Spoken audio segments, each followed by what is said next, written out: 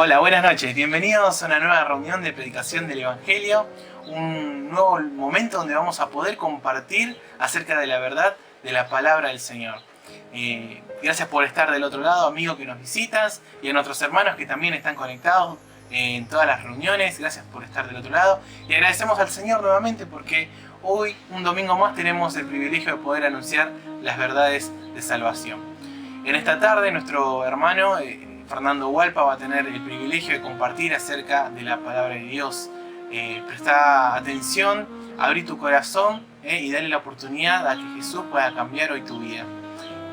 La palabra de Dios dice en San Juan capítulo 1 que a los suyos vino y los suyos no le recibieron. Mas a todos los que le recibieron, a los que creen en su nombre, les dio la potestad de ser hechos hijos de Dios. Y hoy puede ser la oportunidad para ti. Dale la oportunidad al Señor. Él quiere cambiar tu vida, quiere hacerte una nueva persona, una nueva criatura. Vamos a tener una oración y después vamos a cantar unas canciones y después vamos a escuchar la palabra del Señor. Oremos. Señor, le agradecemos porque un domingo más podemos hacer tiempo en nuestro día para poder escuchar de tu palabra. Señor, gracias porque nos das estas oportunidades, Señor, estas herramientas de poder anunciar las verdades de salvación.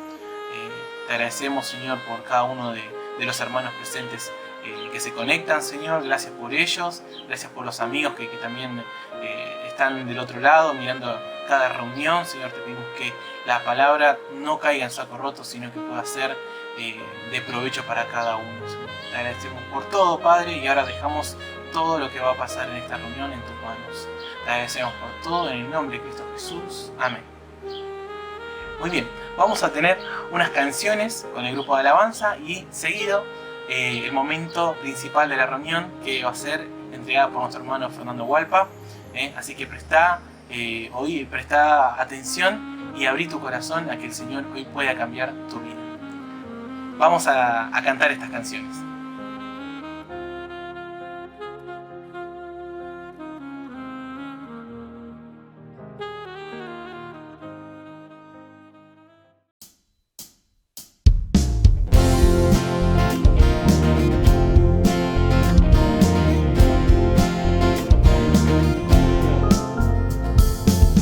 Los cielos cuentan tu gloria, Señor, y el firmamento anuncia tus obras. De día y noche es oída su voz, proclamando tu grandeza. Los cielos cuentan tu gloria, Señor, el firmamento anuncia tus obras. De día y noche es oída su voz, proclamando su grandeza. Y yo proclamaré tu grandeza y tu poder, anunciaré con mi vida que tú eres el Rey, y como el cielo y las estrellas, portador de tu gloria seré. Y yo proclamaré tu grandeza y tu poder, anunciaré con mi vida que tú eres el Rey, y como el cielo y las estrellas, portador de tu gloria seré.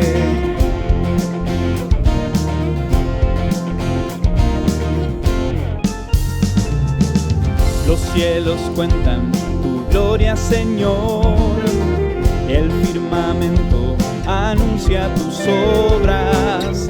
De día y noche es oída su voz, proclamando tu grandeza. Los cielos cuentan tu gloria, Señor, y el firmamento anuncia tus obras. De día y noche es oída su voz, proclamando tu grandeza. Y yo proclamaré tu grandeza y tu poder, anunciaré con mi vida que tú eres el Rey, y como el cielo y las estrellas, portador de tu gloria seré. Y yo proclamaré tu grandeza y tu poder, anunciaré con mi vida que tú eres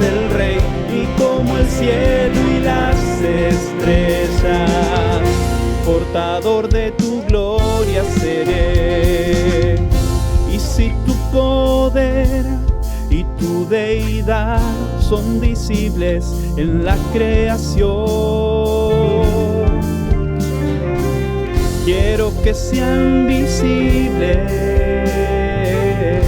en mi vida, Señor.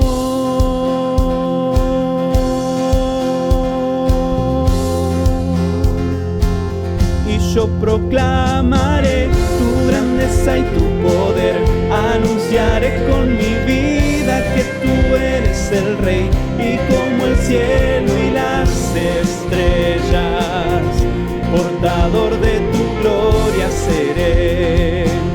Y yo proclamaré tu grandeza y tu poder, anunciaré con mi vida que tú eres el Rey, y como el cielo y las estrellas, portador de tu gloria seré.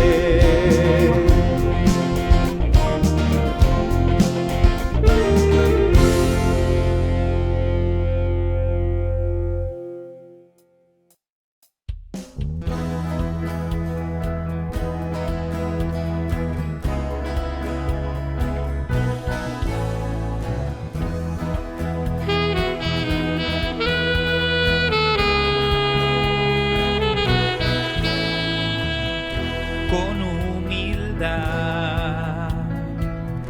y sencillez a ti, Señor, me acercaré. Es por tu amor que soy feliz para decir con todo mi corazón: te amo a ti, no hay más que decir. Mi vida es la prueba de mi amor por ti.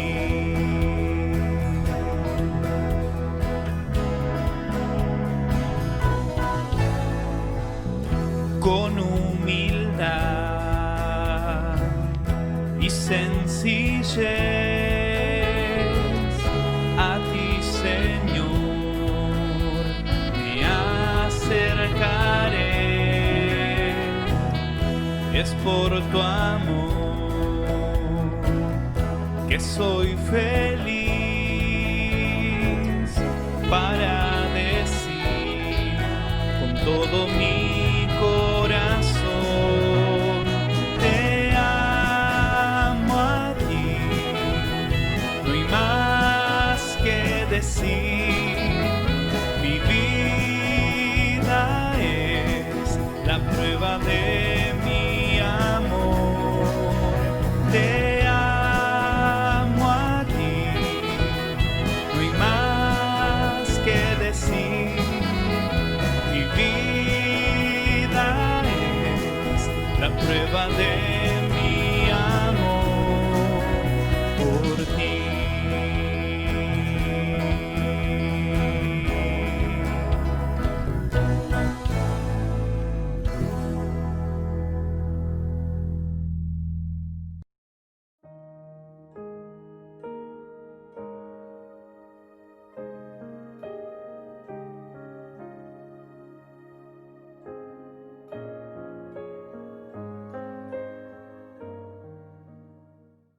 Hola, ¿cómo están?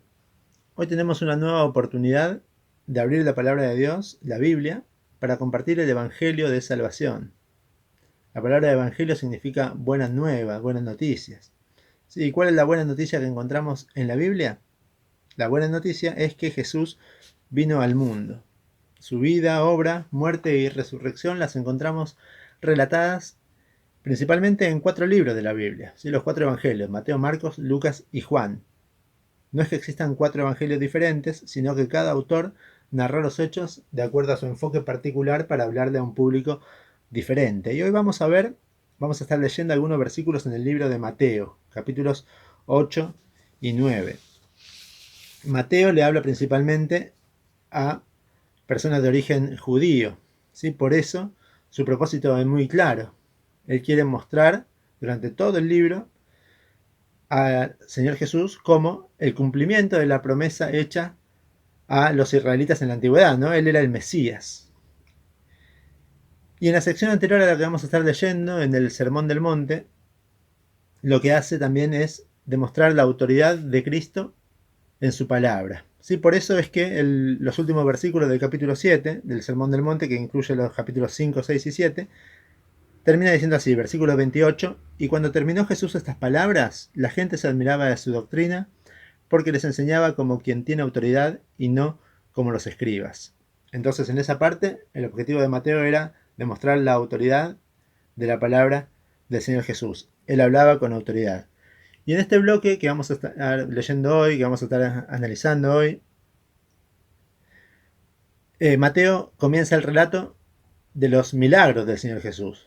¿Sí? Y divide esto en 3 secciones. Siempre relatando algunos milagros y después hablando acerca del costo de seguir a Cristo. La primera sección se compone de 3 milagros de sanidad. ¿Sí? Entonces encontramos en el capítulo 8 que él sana a un leproso, después sana al siervo del centurión y después sana a la suegra de Pedro. Y en cada uno de ellos encontramos también algo muy puntual, algo muy importante. Todos ellos tienen un objetivo y algo los une, pero además en cada uno de ellos encontramos algo puntual. Miren lo que dice el capítulo 8, versículo 2. Dice, y he aquí vino un leproso y se postró ante él diciendo, Señor, si quieres, puedes limpiarme. Jesús extendió la mano y le tocó diciendo, quiero, sé limpio. Y al instante su lepra desapareció. Entonces lo primero que vemos acá es la voluntad del Señor para limpiar a este leproso. ¿Sí? Podríamos decir que él de su propia voluntad tenía la intención de limpiar a este leproso. La segunda sanidad es del siervo de un centurión, ¿sí? Que dice el versículo 6, capítulo 8, versículo 6, y diciendo, Señor, mi criado está postrado en casa, paralítico, gravemente atormentado. Y Jesús le dijo, yo iré y le sanaré. ¿Sí? Los demás evangelios nos muestran que esta persona, ahí en Lucas, también nos narra el mismo episodio, pero lo importante de esto es el accionar del Señor Jesús. ¿Sí? No solo se quedó en la voluntad de hacer las cosas, sino que además de eso dijo, yo iré y le sanaré. ¿Sí? Nos está mostrando que siempre es Jesús el que toma la iniciativa, siempre es Dios el que toma la iniciativa. Así fue desde un principio. Lo vemos siempre a Dios estableciendo una relación con Adán, estableciendo una relación con Noé, estableciendo una relación con Abraham. Dios quiere relacionarse con el género humano, Dios está interesado en relacionarse con nosotros y no se queda solamente en la intención, ¿sí? Porque cuando nosotros decimos que queremos hacer algo y no hacemos nada, en realidad no nos sirve para nada el deseo, sino que además vemos que acá Jesús le dijo, yo iré y le sanaré, tomó la iniciativa para hacerlo. Y en la tercera sanidad vemos que sana a la suegra de Pedro, y dice, en el capítulo 8, versículo 14, vino Jesús a casa de Pedro y vio a la suegra de este postrada en cama, con fiebre, y tocó su mano y la fiebre la dejó. Y ella se levantó y le servía. Bueno, acá lo que vemos es el resultado, ¿no? Del accionar de Cristo en la vida de una persona. Y además de eso, el propósito con el cual esta persona es regenerada, levantada. Ella se levantó y le servía. Esto es muy importante, pero más allá de la aplicación de cada una de estas cosas, que son muy útiles y muy buenas, tenemos que ver el propósito por el que Mateo utiliza y une estos tres milagros. Y esto nos lo dice ahí en el versículo 17. ¿Sí? Dice el versículo 17 del capítulo 8, para que se cumpliese lo dicho por el profeta Isaías, cuando dijo, Él mismo tomó nuestras enfermedades y llevó nuestras dolencias. Sí, el propósito de por qué Mateo unió estas 3 sanidades es justamente. Él se proponía mostrar a Jesús como el siervo sufriente de Isaías capítulo 53. El versículo 4 en Isaías 53 dice, ciertamente Él llevó nuestras enfermedades y sufrió nuestros dolores. ¿Sí? Mateo está prácticamente citando textualmente este versículo. Y los judíos conocían perfectamente este capítulo 53 de Isaías, así que cuando Mateo les habla de esta manera, ellos entendieron perfectamente lo que les quería decir. Sí, lo que Mateo estaba diciendo era, miren, Jesús es el que fue molido por nuestros pecados, el que puso su vida en expiación por nosotros, es aquel al que Dios quebrantó, sujetándolo a padecimientos para justificar a su pueblo. Él les estaba diciendo, en otras palabras, Jesús es el Mesías, es aquel que estábamos esperando. Y le hablaba a un pueblo judío, a personas de origen judío que entendían perfectamente esto. Bueno, luego habla, como ya habíamos dicho, del costo de seguir a Cristo. Y después vuelve con la segunda sección de milagros.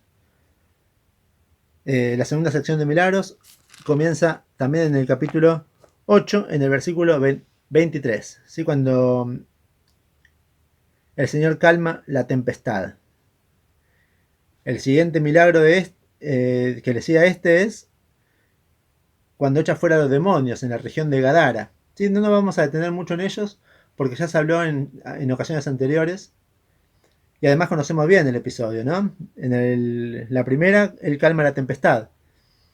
Dice el versículo 23, él entrando en la barca, sus discípulos le siguieron, y aquí se levantó en el mar una tempestad tan grande que las olas cubrían la barca, pero él dormía, y vinieron sus discípulos y le despertaron diciendo, Señor, sálvanos que perecemos.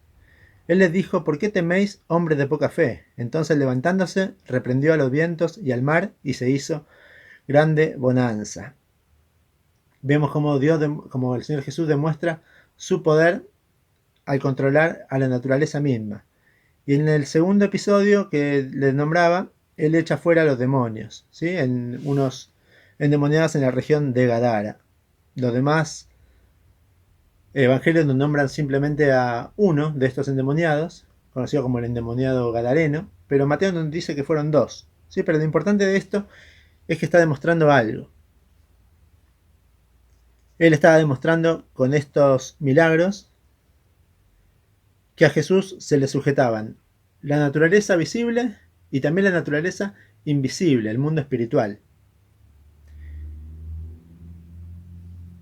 Nos muestra la autoridad entonces de Jesús sobre toda área de la existencia. La autoridad sobre el mundo invisible o físico, al calmar la tempestad, la autoridad sobre el mundo invisible o espiritual, al echar fuera a los demonios, y ahora vamos a ver la autoridad de Jesús para perdonar pecados.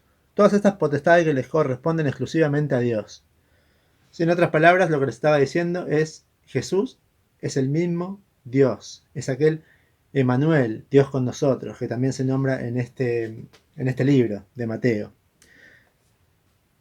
Y ahora vamos a leer este último milagro acá de que comienza en el capítulo 9, que es la sanidad de un paralítico. Dice el capítulo 9, versículo 1, entrando Jesús en la barca, pasó al otro lado de Gadara, como a ver, se recordarán, la gente lo echó de los contornos de Gadara porque prefirieron su bienestar material, sustentar su economía, porque ellos habían perdido a todos sus cerdos, ¿no? En vez de la sanidad espiritual que Jesús les ofrecía. Y entonces ellos le echaron de sus contornos, le pidieron que se fuera, y Jesús entonces comienza el capítulo 9 diciendo que Jesús entró en la barca, pasó al otro lado y vino a su ciudad. Su ciudad era Capernaum, donde el Señor hizo base durante toda su estadía aquí en la tierra. Versículo 2. Y sucedió que le trajeron un paralítico, tendido sobre una cama. Y al ver Jesús la fe de ellos, dijo al paralítico, ten ánimo, hijo, tus pecados te son perdonados. Bueno, el relato de Mateo es un poco escueto, ¿no?, en cuanto a detalles. Después en los otros evangelios que narran este mismo suceso, en Marcos y en Lucas, Marcos capítulo 2, versículos 1 al 12, y Lucas capítulo 5, versículos 17 al 26, se dan mucho más detalles, ¿no? Y nos dice, por ejemplo, que eran unos hombres que trajeron cargado a esta persona y que en el lugar en donde estaba Jesús, que Lucas nos dice que es una casa, no había lugar por ningún lado y ellos tuvieron que hacerse lugar y como no podían entrar de ninguna manera, finalmente subieron al techo de esta casa, desarmaron el techo y entre 4 de ellos bajaron a esta persona, al paralítico, y lo pusieron delante del Señor Jesús. Ahora entendemos entonces por qué dice que Jesús, al ver la fe de ellos, se maravilló, ¿no? Y le dijo al paralítico: ten ánimo, hijo, tus pecados te son perdonados. Y acá encontramos algunas enseñanzas muy interesantes, ¿no?, para nosotros. Por eso es que nos detenemos un poquito en este milagro del Señor. Encontramos principalmente 2 cosas que vamos a resaltar. La primera de ellas es la fe inquebrantable de estas personas que trajeron al paralítico. Sí, a estas personas no les importó el qué dirán, lo que pudiera pensar la gente. Ellos seguramente llamaron la atención con esta persona cargada, querían pasar por todas partes y no podían, y sin embargo no les importó nada de eso. ¿Sí? ¿Cuántas veces nosotros estamos muy pendientes del qué dirán y nos avergüenza o quizás nos detiene el hecho de pensar que estamos molestando a la gente? Y esta gente, estos amigos, estas personas no se detuvieron porque tenían un objetivo muy claro. Ellos querían llevar al paralítico a los pies de Cristo. ¿Sí? Nosotros también tenemos que tomar ejemplo de esto y animarnos, ¿sí? Ir más allá de nuestras limitaciones para poder llevar a las personas que amamos, a las personas que queremos, que conozcan a Cristo, hasta su presencia, hasta conocerle. Pero además de eso, además de que no les importó el qué dirán, no les importó tampoco gastar su tiempo o sus recursos. ¿Sí? Ellos pensemos un poquito, tuvieron que buscarlo, tuvieron que preparar todo, tuvieron que llevarlo en medio de la gente, quizás chocando, incomodando, tuvieron que subirlo hasta el techo de la casa, después desarmar todo el techo y bajarlo. ¿Sí? Un buen trabajo se tomaron estas personas. Y además de eso, después de todo esto, seguramente tuvieron que pagar por haber roto una casa. ¿Sí? Lógicamente, si no, hubiesen ido presos. Pero no, ellos tomaron también la molestia y no les importó gastar de su tiempo, gastar sus recursos, gastar su dinero. Y queridos amigos, queridos hermanos, cuando nosotros estamos interesados en llevar a alguien a los pies de Cristo, tenemos que estar dispuestos a poner de lo nuestro también, de nuestro tiempo, de nuestros recursos. Si todos estamos ocupados, todos estamos cansados después de los días de trabajo, todos tenemos ocupaciones, la crisis también nos afecta a todos, y sin embargo tenemos que estar dispuestos a hacer ese gasto extra si queremos realmente llevar a nuestros seres queridos a los pies de Cristo. Pero además de eso, en primer lugar, entonces no les importó el que dirán, no les importó gastar su tiempo, sus recursos, estaban dispuestos a hacerlo. Pero además de esto, nunca desahuciaron a su amigo, a este familiar, a esta persona. Nunca dijeron: este es un caso perdido. Nunca dijeron: que lo ayude otro. No, ellos tomaron el lugar que les correspondía, hicieron lo que podían y lo llevaron hasta Cristo. Ninguno de ellos dijo: no, quizás si fuese un dolor de cabeza o un dolor de estómago, quizás podríamos llevarlo. No, era paralítico, no, era un paralítico, una enfermedad, una cosa que parecía insalvable. Y sin embargo ellos tuvieron la fe necesaria para poder llevarlo. Y a veces nosotros también cometemos el error de decir: no, esta persona está muy endurecida, esta persona ya no quiere saber nada de Dios, así que mejor no me meto más, ya está. No, sin embargo ellos, cargando al paralítico, lo llevaron hasta los pies de Cristo. ¿Sí? Nosotros también tenemos que animarnos en esto y nunca desahuciar por nuestra cuenta a la gente, ¿sí? Sino que seguir orando por aquellos que, aun que nosotros pensemos que son casos perdidos, seguir orando por ellos, hacer todo de nuestra parte para que también puedan arrepentirse, que puedan conocer a Cristo y nunca darnos por vencidos, ¿sí? Porque nosotros no sabemos cuáles son los planes de Dios para su vida. Y lo importante de esto también es que Jesús vio la fe de ellos y le contestó y le dijo, entonces ahí leíamos en el versículo 2, Jesús, al ver Jesús la fe de ellos, dijo al paralítico: ten ánimo, hijo, tus pecados te son perdonados.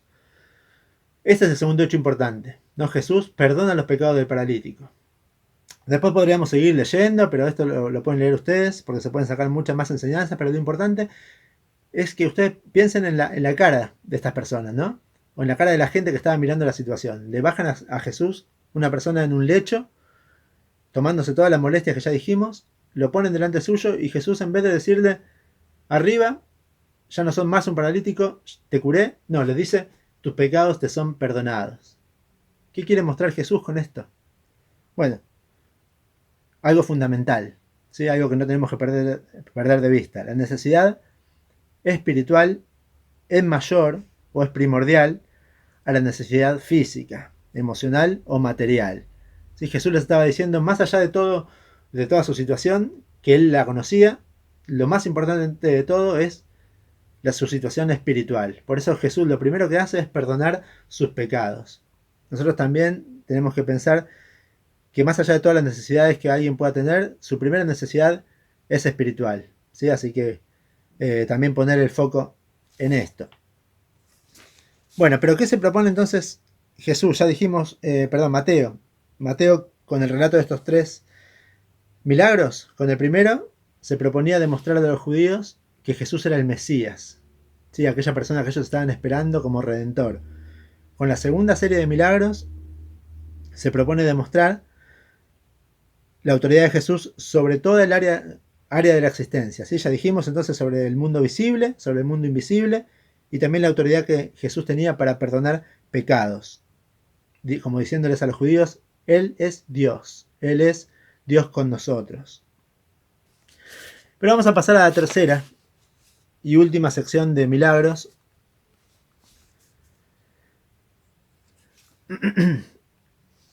que nos encontramos a partir del versículo 18. ¿Sí? A partir del versículo 18, y lo vamos a leer, dice: mientras él decía estas cosas, estaba hablando si leemos un poquito más atrás, vemos que estaba hablando con los discípulos de Juan, ¿sí? De Juan el Bautista. Pero dice el versículo 18, mientras él decía estas cosas, vino un hombre principal, los otros evangelios nos dicen que este hombre principal se llamaba Jairo, y se postró ante él diciendo: mi hija acaba de morir, mas ven y pon tu mano sobre ella y vivirá. Y se levantó Jesús y le siguió con sus discípulos. Y he aquí una mujer enferma de flujo de sangre desde hacía 12 años se le acercó por detrás y tocó el borde de su manto, porque decía dentro de sí: si tocare solamente su manto, seré salva. Pero Jesús, volviéndose y mirándola, dijo: ten ánimo, hija, tu fe te ha salvado. Y la mujer fue salva desde aquella hora. Si noten acá como en 2 versículos se utilizan 3 conjugaciones del verbo salvar, ¿no? Seguimos leyendo, versículo 23. Al entrar Jesús en la casa del principal, viendo los que tocaban flautas y la gente que hacía alboroto, les dijo: apartaos, porque la niña no está muerta, sino duerme. Y se burlaban de él. Pero cuando la gente había sido echada afuera, entró y tomó de la mano a la niña, y ella se levantó y se difundió la fama de esto por toda aquella tierra. Bien. Estas narraciones de milagros que encontramos en Mateo, ¿sí? Nos van mostrando cada vez más el incuestionable poder de Jesús, ¿sí? Ya vimos su autoridad para sanar, su autoridad sobre la naturaleza, su autoridad sobre el reino espiritual, su autoridad para perdonar pecados, y con este milagro vemos algo importantísimo. Vemos su autoridad sobre la muerte. Llegamos entonces al punto más alto de lo que Mateo nos quiere mostrar, ¿sí? Jesús era el Mesías prometido a Israel. Jesús tenía el poder para perdonar pecados, y Jesús tenía el poder sobre la muerte.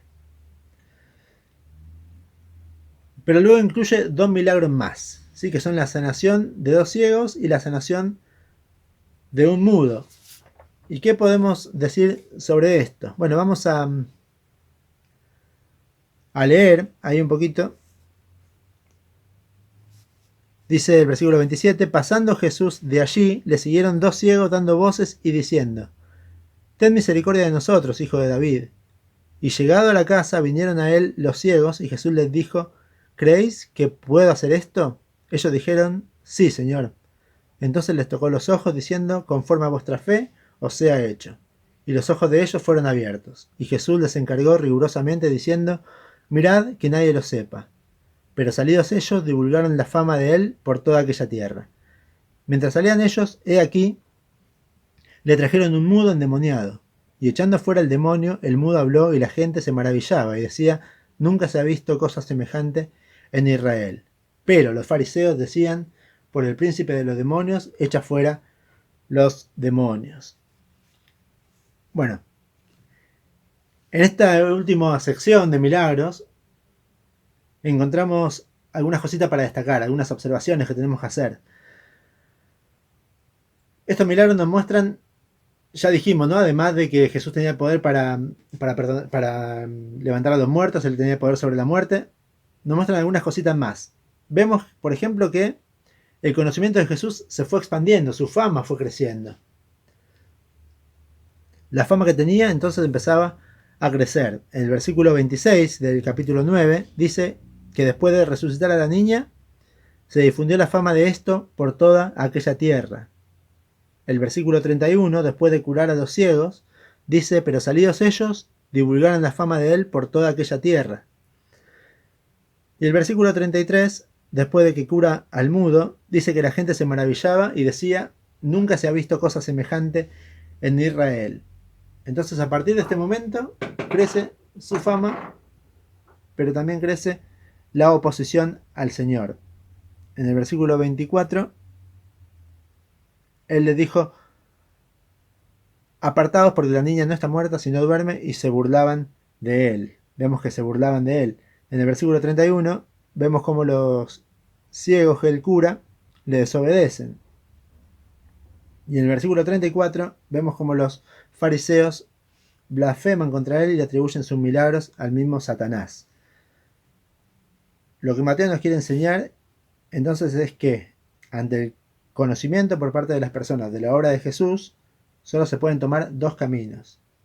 El primero es rechazarlo, y el rechazo puede tomar diferentes formas, a través de la burla, a través de la desobediencia, o a través del odio más empecinado, cuya forma más terrible es la blasfemia, pero también vemos que hay una forma de aceptar a Jesucristo como el Mesías.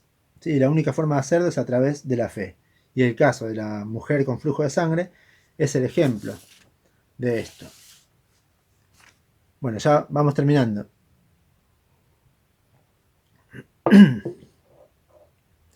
Nosotros vemos ahí en los versículos 21 y 22 cómo la fe de esta mujer se convierte en una fe salvífica. ¿Sí? ¿Por qué? Porque ella tenía fe en que algo podía pasar, tenía fe en Jesucristo, y dice el versículo 21, si tocares solamente su manto, seré salva. Y el 22, pero Jesús, volviéndose y mirándola, dijo, ten ánimo hija, tu fe te ha salvado. Y la mujer fue salva desde aquella hora. Tres cosas importantes. Ella puso su fe en Jesús. Jesús, como consecuencia de su fe, declara que ella es salva. Y no solamente que es salva, sino que es salva desde aquella misma hora. Bien, ya vamos finalizando. Vimos a través entonces de toda la exposición de Mateo cómo el único que tiene poder sobre la muerte es Jesucristo. El único que puede perdonar pecados es Jesucristo. El único que puede cumplir con todos los requisitos para recibir la justa ira de Dios, que leíamos en Isaías 53, que lo podemos leer después, también es Jesucristo. ¿Sí? Por eso, aunque sabemos que todos algún día habremos de morir, ¿no? Alguna vez vamos a pasar por eso si es que el Señor no viene antes. Yo no sé si todos alguna vez se preguntaron ¿por qué es que tenemos que morir? ¿Sí? Alguno podrá decir que esto es algo natural, que es parte del ciclo de la vida, pero no, la muerte no es lo común. Es lo común en este mundo, porque a través del pecado de Adán, la muerte pasó a todos los hombres. ¿Sí? Y la muerte es común porque somos pecadores. Esa es la cuestión. Dios le dijo a Adán, en Génesis capítulo 2, versículo 17, mas del árbol de la vida, mas del árbol de la ciencia del bien y del mal, mas del árbol de la ciencia del bien y del mal, no comerás, porque el día que de él comieres, ciertamente morirás. Y Adán representaba la raza humana, y cuando él pecó, todos entramos bajo el dominio del pecado. Si la Biblia nos dice en Hebreos 9:27, y de la manera que está establecido para los hombres que mueran una sola vez, y después de esto, el juicio. ¿Sí? Y los creyentes, los cristianos, los que ya creímos en Dios y lo aceptamos como Salvador, no somos mejores que nadie. ¿Sí? Simplemente no le tememos a la muerte porque Cristo murió por nuestros pecados. Si Él tomó nuestro lugar al morir en la cruz y recibir el castigo de Dios, y no solamente murió, sino que también resucitó, y hoy está sentado a la diestra del Padre esperando el momento para venir a buscarnos. Un día que está cada vez más cercano. Pero hasta que ese día llegue, ofrece su salvación y la vida eterna a todo aquel que crea en Él. Entonces tenemos hoy dos posibilidades. ¿Sí? Podemos creer, como creyó esta mujer con el flujo de sangre, poner nuestra fe en Él y recibir de su boca las mismas palabras y decir que somos salvos desde esa misma hora, o podemos negarle, podemos burlarnos, podemos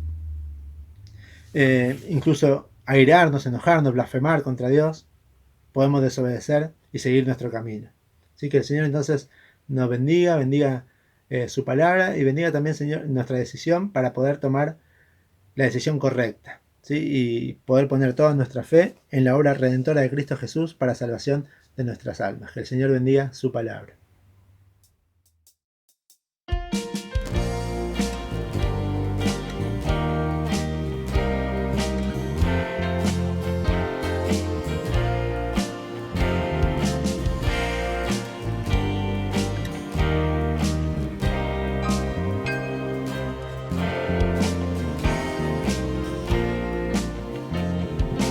Todas las promesas del Señor Jesús son apoyo poderoso de mi fe. Mientras viva aquí cercado de su luz, siempre en sus promesas confiaré. Grandes, fieles, las promesas que el Señor Jesús ha dado. Grandes, fieles, en ellas para siempre confiaré. Todas sus promesas para el hombre fiel, el Señor en sus bondades cumplirá. Y confiado sé que para siempre en Él, paz eterna mi alma gozará. Grandes, fieles, las promesas que el Señor Jesús ha dado. Grandes, fieles, en ellas para siempre confiaré. Todas las promesas del Señor serán gozo y fuerza en nuestra vida terrenal. Ellas en la dura lid nos sostendrán y triunfar podremos sobre el mal. Grandes, fieles, las promesas que el Señor Jesús ha dado. Grandes, fieles, en ellas para siempre confiaré. En ellas para siempre confiaré.